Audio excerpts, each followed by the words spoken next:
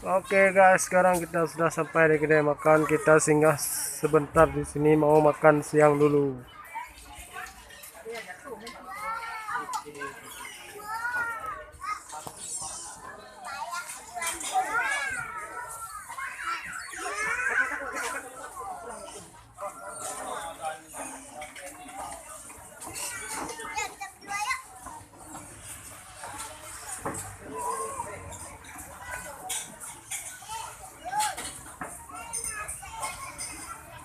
Oke guys, kita lihat kawan-kawan lagi mau makan siang.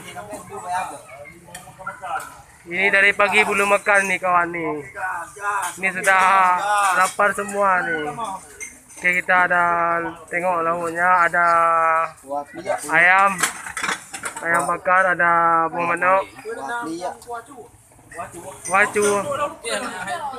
Oh, kena beli juga. Nama aja wacu ah.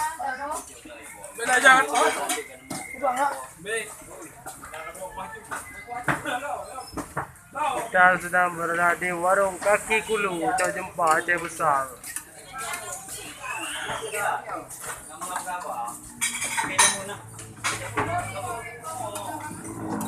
Ayam juga. Ayam penyet. Ayam gak mau, por. Gak mau ayam ah.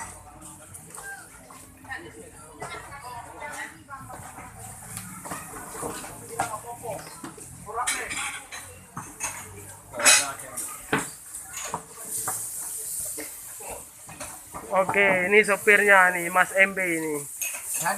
Sudah dari tadi lapar, nggak berhenti.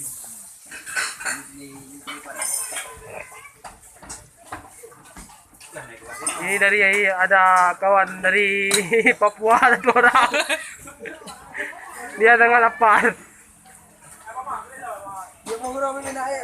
Abuh juga deh.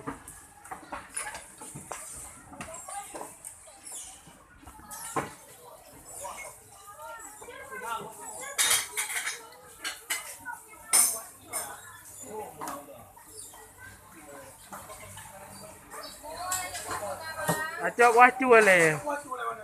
Tapi bayar ah, jangan nggak bayar ah. Namanya aja wacu ah. Hai lele, cak uti lele.